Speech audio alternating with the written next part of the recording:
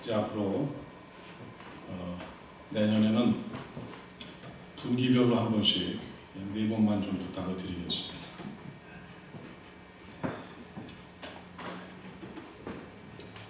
예, 대감절 넷째 주일입니다. 그리고 이제 12월 셋째 주일입니다. 이제 다음 주일이 성탄주일이고, 금년에는 이 성탄주일이 또 마지막 주일이 돼서 송년주일이 되고, 이제 2주 후면은 2016년이 마감을 하고 이제 2017년 새해가 시작이 됩니다. 그래서 어느덧 한 해를 결산할 때가 되었습니다. 어떠십니까? 연초에 여러분께서 작정하신 대로, 결심하신 대로 다 이루시고 좋은 결실들을 많이 맺으셨습니까? 이 한 해가 끝나는 연말이 되면은 이 개인 사업을 하시는 분들이나 또 기업을 운영하시는 분들이나 또 어느 기관이나 단체든 간에 이 얼마나 이익이 늘었는지, 또 얼마나 또 손실이 발생을 했는지 이렇게 파악을 하는 이 결산을 다 실행을 하게 됩니다.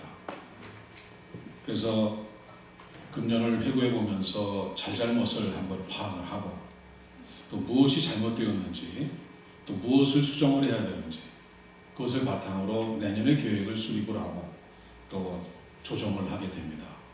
너무나도 중요한 행사입니다. 이 사업과 이 기업의 성패는 이 철저하고도 정확한 결산을 통해서 어제를 돌아보고 실패를 분석하고 반성하면서 내일을 똑바로 준비하는 데 달려있기 때문입니다. 이것은 우리 교회도 마찬가지입니다. 우리가 연말과 연초에 재직회의를 통해서 한 해를 돌아보면서 예산과 결산을 처리하고 여러 가지 많은 행사들을 의논하는 것도 다 이런 이유 때문인 것입니다. 중요한 것은 이러한 결산이 우리의 이 개개인의 인생에도 똑같이 적용된다는 것입니다.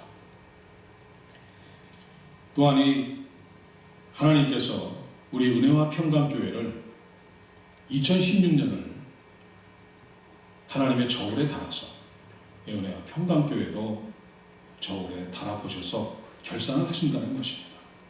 그리고 우리 이 자리에 앉아 계신 모든 성도 여러분 한 분 한 분도 하나님의 저울에 달아서 결산을 해보신다는 것입니다. 마치 저희들이 성경 공부 시간에 배웠던 것처럼 아벨과 아벨의 제단, 가인과 가인의 제물을 주님께서 각각 저울에 달아서 판단을 하셔서 받고 안 받고를 결산을 하셨듯이 그렇게 다 결산을 하신다는 것입니다. 욥기 31장 6절에 보니까 욥이 그 혹독한 고통과 시련을 거치면서도 하나님 앞에서 담대한 고백을 합니다. 하나님께서 나를 공평한 저울에 달아보시고 그가 나의 온전함을 아시기를 바라노라. 이 욥은 하나님 앞에서 온전함을 잃어버린 적이 없다는 담대한 고백을 합니다. 정말 감히 생각하기도 어려운 놀라운 이 욥의 고백이 아닐 수가 없습니다. 여러분은 어떠십니까? 여러분도 연초에 나름대로 결단을 하셨으리라고 생각합니다. 금년에는 모든 예배에 빠지지 않고 열심히 섬기겠습니다. 금년에는 성경도 전후반기로 해서 한 번 이상 통독을 하고 성경 공부에도 빠지지 않겠습니다. 새벽 기도에도 최소한 일주일에 한 번은 참석해서 기도하고, 그리고 하루에 아무리 못해도 매 기회마다 5분씩이라도 하루에 3번 이상, 다니엘이 하루에 3번 이상 정해진 시간에 예루살렘을 향해 기도를 드렸듯이 나도 내가 어디 위치에 있든 간에 주님이 계신 성소를 향해서 단 5분이든 1분이든 엎드려서 기도하겠습니다. 그래서 금년엔 정말 주님을 열심히 최선을 다해서 따르는 한 해가 되도록 하겠습니다 하면서 여러분도 아마 금년을 시작하셨으리라고 믿습니다. 또 우리 교회는 해당된 분이 이런 분이 안 계시지만 어떤 분들은 하나님, 금년에는 제발 술을 좀 끊게 도와주십시오. 제발 내 친구가 나를 저녁 먹자고 술 먹자고 전화 오지 않게 좀 해주세요. 하나님, 금년에는 제발 이 담배 냄새가 달콤하게 냄새가 들리지 않고 담배 냄새가 아주 역겨운 냄새로 나한테 맡아지도록 제발 좀 담배 좀 끊게 도와주십시오. 이렇게 하는 사람들이 또 있다고도 합니다. 교회도 많다고 그러는데, 담배 회사들이 이 매출이 아주 급격히 떨어져서 매출이 연중 최하를 기록하는 것이 매년 1월이라고 합니다. 그런데 바로 그 다음 달인 2월부터 금방 이 전년도 매출하고 바로 회복되기 때문에 담배 회사에서 절대 걱정을 안 한답니다. 그러니까 바로 이 사람들의 결단과 결심이 얼마나 이게 약한지를 보여주는 아주 단적인 예입니다. 그렇습니다. 우리가 연말이 되거나 이 새해가 되면은 이 새로운 결단과 결심을 합니다. 많은 경우에 작심삼일 만에 끝나버리는 경우가 얼마나 많은지 모릅니다. 그리고 연말에 가서는 또 후회하고 또 후회하고, 그러다 보니까 1년, 2년, 5년, 10년이 흘러가지고 어느 날 갑자기 연말이 다가왔는데 내가 내년에 나이가 어떻게 되지? 따져보고 앞으로 내가 살 수 있는 날이 이제 인간의 평균 연령이 80이라고 그러는데 내가 앞으로 살 수 있는 날이 살아온 날보다 얼마나 더 적게 남았네. 깜짝 놀라면서 후회를 하게 됩니다. 저도 50세 생일을 맞던 날 너무 깜짝 놀래가지고 내가 이제 앞으로 살아올 날보다 적구나. 온몸이 전율이 돋더라.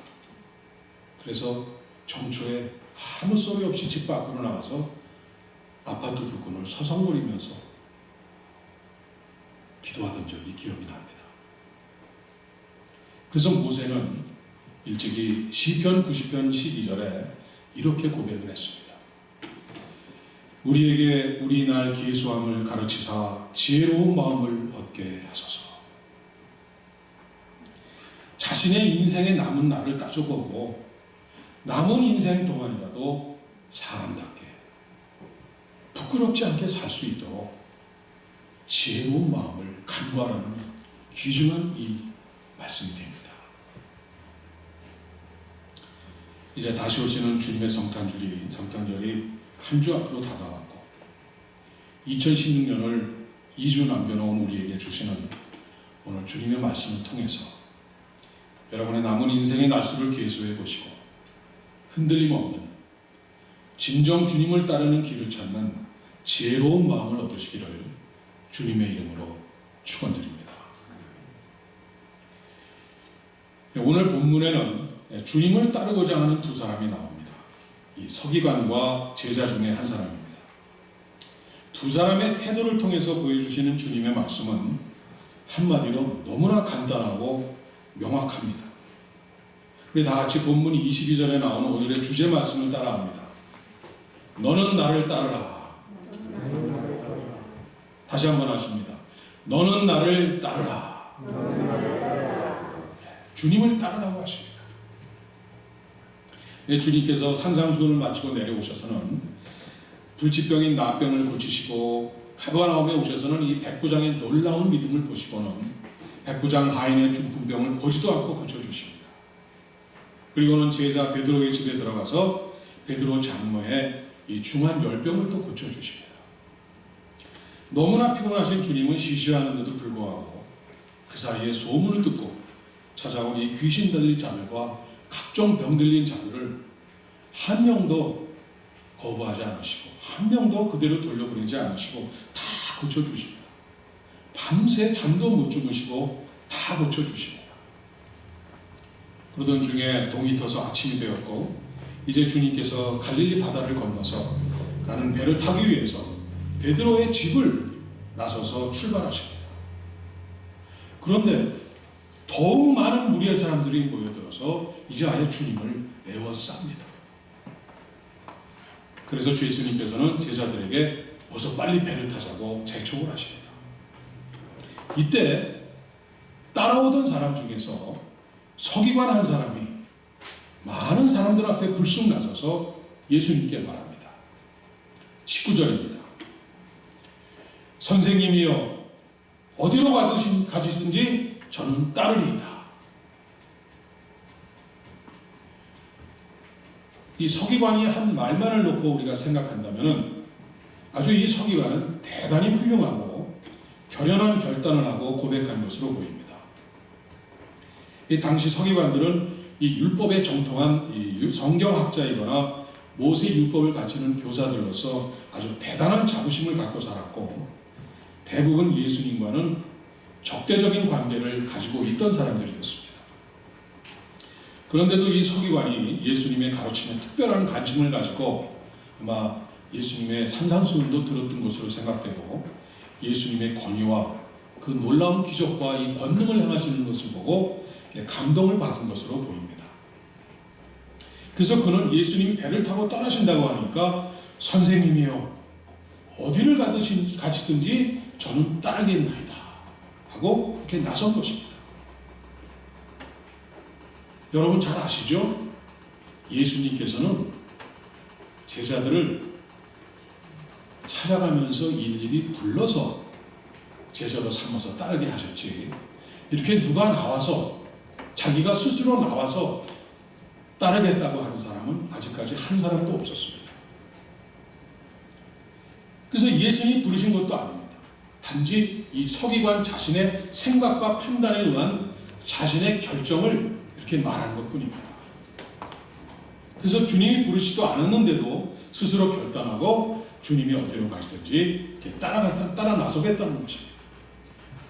그래서 우리가 표면적으로 볼 때는 이 서기관이 얼마나 은혜를 받았으면 완전히 헌신된 자처럼 아주 헌신된 마음을 가진 결단을 하신 게 나온 사람으로 저희들이 볼 수가 있습니다. 많은 군중들 앞이라는 이런 그 시선을 의식하고 한번 나서보자, 으쓱하고 자기를 나타내고자 하는 그런 마음도 있었을지도 모릅니다. 그러나 실상은 자신의 이 영적인 자아가 정립되지 않은 육신에 속한 사람인 것을 드러냅니다. 자, 한번 보십시다. 서기관은 자기의 귀로 분명히 들었습니다. 그 나병 환자가 나와서 주여 라고 부르는 것을 들었습니다. 심지어는 로마의 백부장 그 높은 장교가 나와서 주님 앞에 겸손하게 머리를 숙이고 조아리면서 주여, 귀리에 다시 오시는 메시아 주님, 전능하신 주님이라고 부르는 것을 들었습니다. 그리고는 자신의 눈으로 똑똑히 보았습니다. 하나님이 아니시고는 도저히 할 수 없는 일들, 이 불치병자인 나병 환자를 고쳐주셨습니다. 그리고는 백부장의 아인을 주님께서 보시지도 않고 그냥 말씀 한마디로 고쳐주셨습니다. 그리고는 죽어가던 이 중한 열병의 베드로의 장모를 손 한번 만져주시고 이렇게 세우셨습니다. 그리고 밤새 베드로 집 앞으로 그 많은 환자들이 들이닥쳤는데, 그 많은 귀신 들린 사람들이 들이닥쳤는데 귀신들을 다 물러 쫓고 또 그 병자들을 하나도 거절하지 않으시고 그냥 만져주시는 대로 다 즉시 치유를 받는 놀라운 기적의 현장에서 그것들을 다 보았습니다. 그랬는데도 그는 예수님을 주님, 키리에,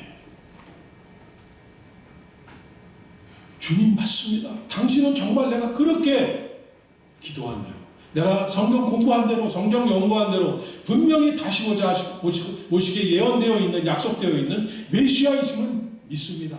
그런 고백이 나오지 않고 선생님 이렇게 불렀습니다. 이 선생님이 뭡니까? 가르치는 자 아닙니까? 그래서 이 가르치는 자라는 의미의 헬라어 디다스칼레, 히브리어로는 랍비요, 이렇게 불렀습니다. 다시 말해서 이 서기관은 성경을 줄줄 외우고 성경의 내용을 꿰뚫고 있는 사람인데도 불구하고 예수님을 산상수훈과 같은 이 교훈이나 가르치고 가끔씩 기적을 행하는 선지자 중에 한 분이었구나, 이렇게만 알았지 다시 오시겠다는 메시아, 영생의 주님으로 받아들이지 못하는 것입니다. 전능하신 구원자 하나님이라고 부르지 못하는 그 서기관 마음 깊숙이 자신을 붙잡고 있는 그 알량한 자존심, 그 자아를 내려놓지 못한 것입니다.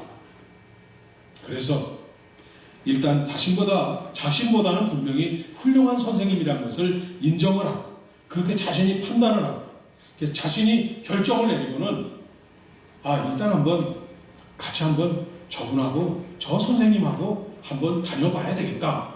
그러한 마음으로 선생님 어디로 가시든지 저는 따르겠습니다 하고 이렇게 나선 것입니다.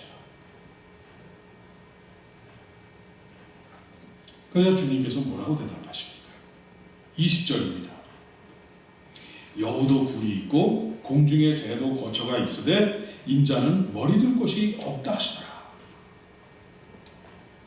주님을 따라 나서는 길이 가는 곳마다 대접이나 받고 군중들의 환호를 받으면서 예수님, 주님, 또 무슨 최고의 인기 스타와 같이 아주 영화로운 그러한 길이 아니라는 말씀인 것입니다. 서기관들과 같이 존경받으면서 아주 풍족하게 사는 그러한 인생길이 아니라는 것을 지금 주님께서 말씀하시는 것입니다. 오히려 여우보다도 못하고 새보다도 못하게 잠시나마 머리 붙여 쉴 틈도, 마땅히 머리 붙여 쉴 곳도 없을 정도로 힘들고 가난하고 고된 길이라는 것을 말씀하십니다. 주님은 실제로 자신의 마구간이 아닌 남의 마구간을 빌려서 그 더러운 말구에서 나시지 않으셨습니까? 그리고 장사는 어디서 지내셨습니까? 자신의 무덤에서 지내셨습니까? 아니지요. 아리마대 요셉, 남의 무덤을 빌려서 그 인생을 마감하시고 그 짧은 인생을 비참하게 고생하시다가 돌아가신 분입니다. 그래서 주님께서는 서기관에게 한마디로 이 땅의 아름다움을 포기하고 나의 고난의 좁은 길로 동행하겠느냐, 내 십자가를 지고 나를 따르겠느냐, 이렇게 묻고 계신 것입니다.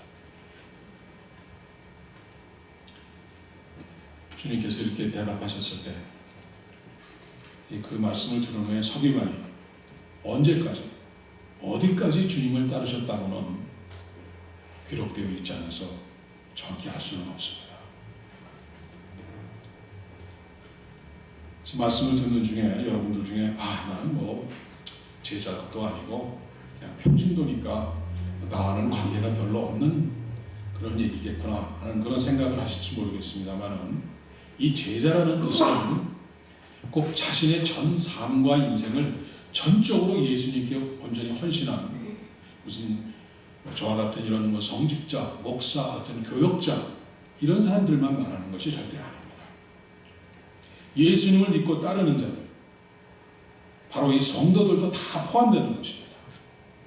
그래서 주님을 따르는 좁은 길을 택해서 가고 있는 여러분들도 다 해당되는 말씀입니다. 여기서 여러분 스스로 한번 점검해 보시기 바랍니다. 과연 나는 진정 예수님을 나의 구주요, 나의 모든 것을 주관하시는 왕이요, 나의 하나님이라고 부르시면서 따르고 있는지, 아니면 서기관과 같이 선생님으로 모시고 따르고 따르고 있는 것은 아닌지 여러분 한번 솔직히 생각해 보시기 바랍니다. 내 생각과 내 판단에 의지해서 내 마음대로 주님을 따르겠다고 나선 나의 인생이 아니었는지, 아직도 나는 나를 의지해서 내 인생을 계획하고 나의 계획대로 신앙생활을 하고 있는 것이 아닌지, 내 계획에 의해서 2016년을 살아가고 2017년을 계획하고 있지 않은지 한번 생각해 보시기 바랍니다. 잠언 16장 9절에 이렇게 기록되어 있습니다. 사람이 마음으로 자기의 길을 계획할지라도 그의 걸음을 인도하시는 이는 여호와시니라.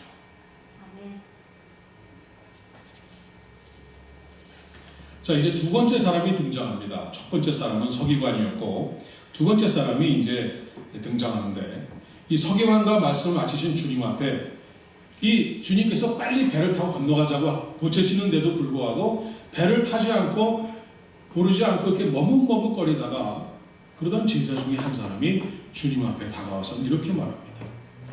21절입니다. 본문. 주여, 내가 먼저 가서 내 아버지를 장사하게 허락하옵소서. 이 사람은 제자라고 기록되어 있는 것으로 봐서 이미 주님을 따르기로 결단하고 작정하고 따라 나선 사람입니다.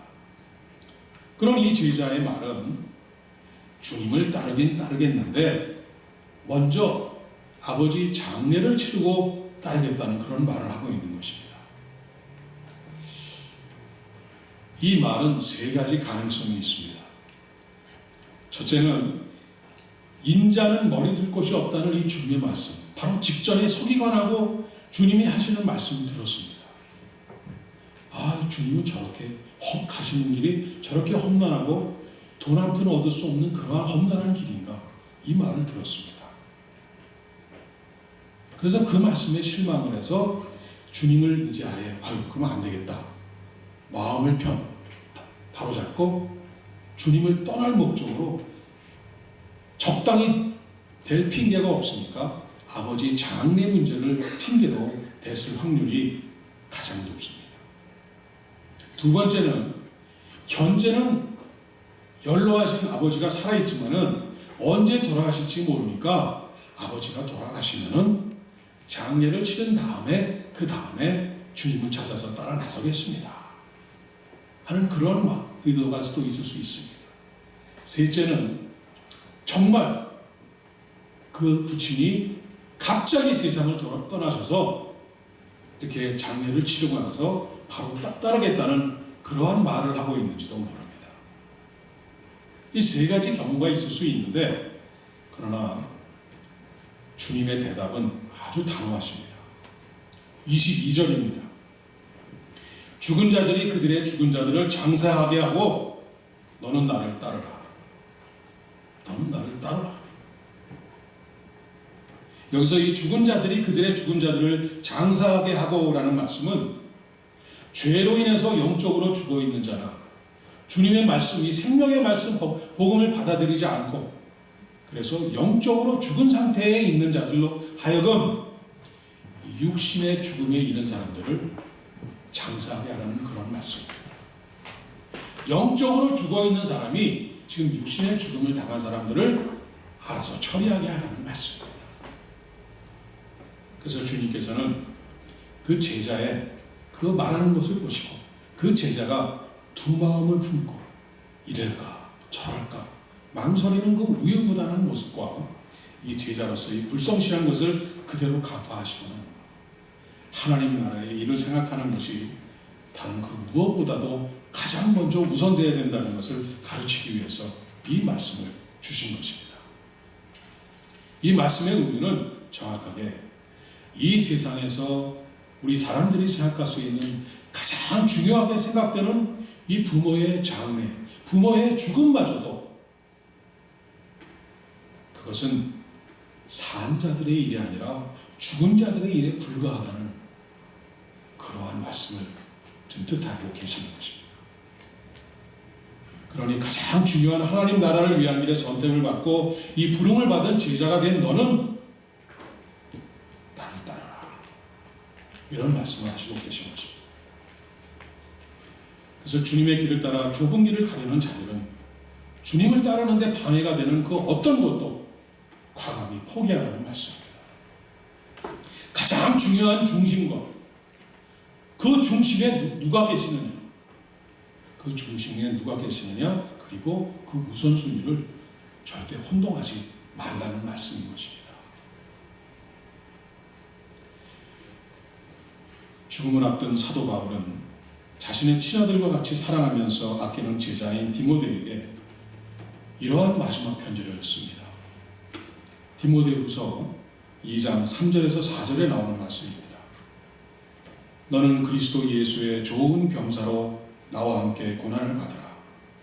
병사로 복무하는 자는 자기 생활에 얽매이는 죄가 하나도 없나니 이는 병사로 모집한 자를 기쁘게 하려 함이라.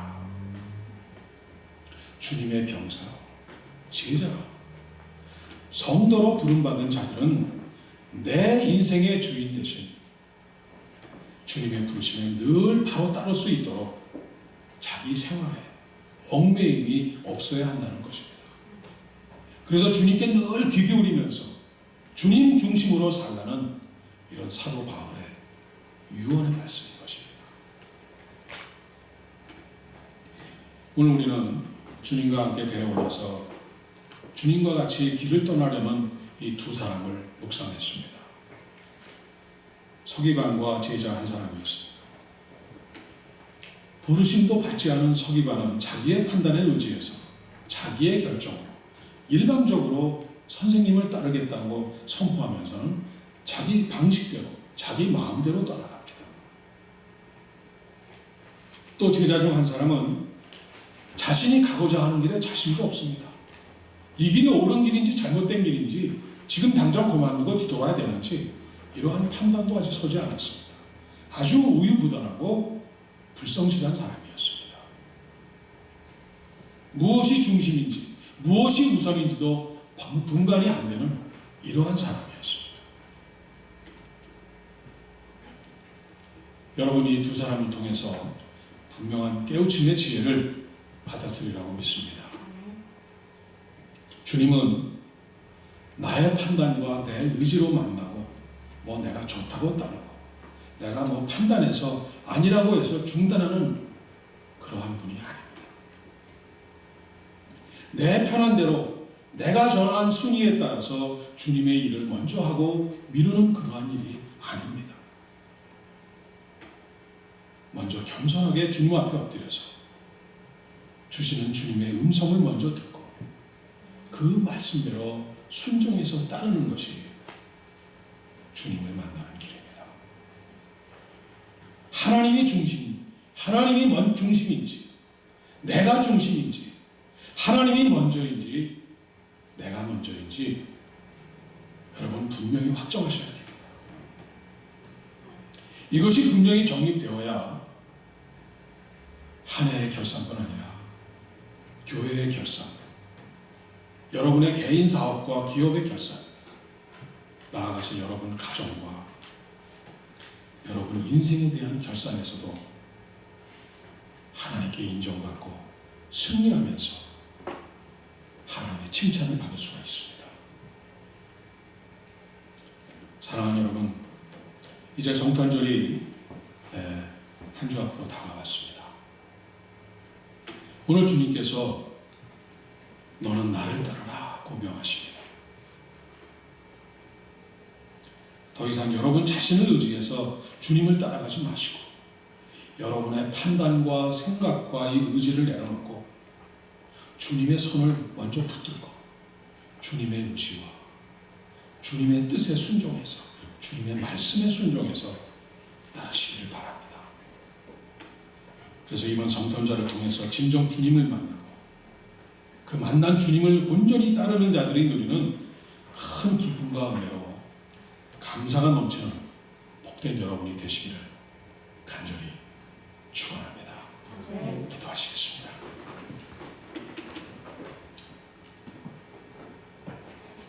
아버지 하나님, 2016년을 아버지 저울에 달아도